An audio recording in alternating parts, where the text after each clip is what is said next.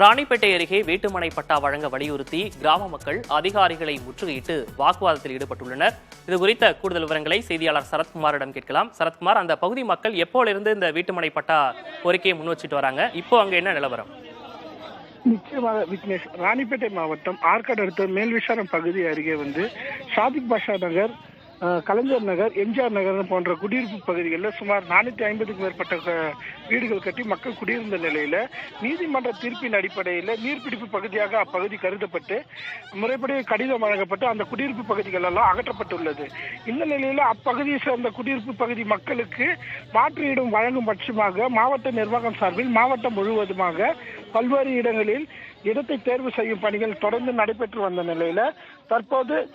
தென்னந்தியானம் பகுதியில் பார்த்தோம்னாக்கா 424 என்ற சர்வே எண்ணின் அடிப்படையில் 3.5 ஏக்கர் இடமானது தற்போது தேர்வு செய்யப்பட்டு அந்த இடத்துல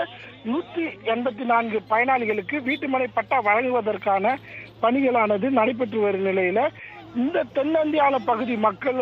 தற்போது பல ஆண்டுகளாக அப்பகுதியை சேர்ந்த 50க்கும் மேற்பட்ட குடும்பத்தினருக்கு வீட்டுமனை பட்டா இல்லை எனவும் நீரோட பகுதிகளில் குடியிருந்து வரும் நிலையில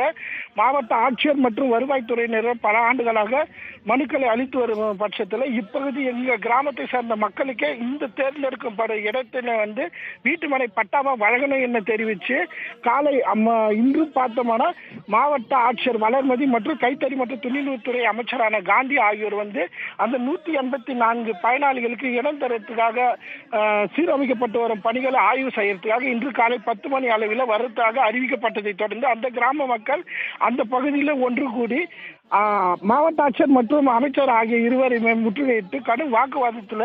ஈடுபட்டு தங்கள் பகுதியில் உள்ள மக்களுக்கே இந்த வீட்டுமனை பட்டாவில் பயனாளிகள் அடிப்படையில் இடத்தினை வழங்க வேண்டும் என கோரிக்கையாக தெரிவித்து போராட்டத்தில் ஈடுபட்டு மனுவாக வழங்கினாங்க.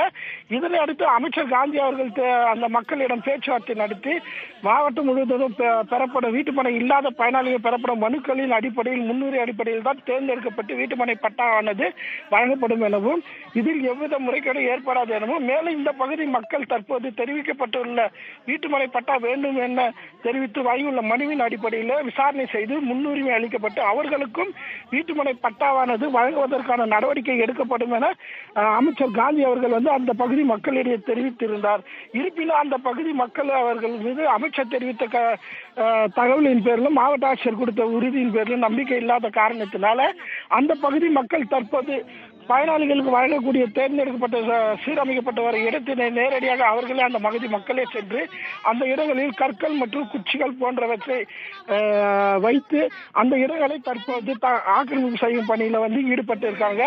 இதனை தொடர்ந்து தற்போது வருவாய்த்துறையினர் அந்த பகுதி மக்களிடையே பேச்சுவார்த்தையில் ஈடுபட்டு வராங்க. விக்னேஷ், விரிவான விவரங்களுக்கு நன்றி சரத்குமார்.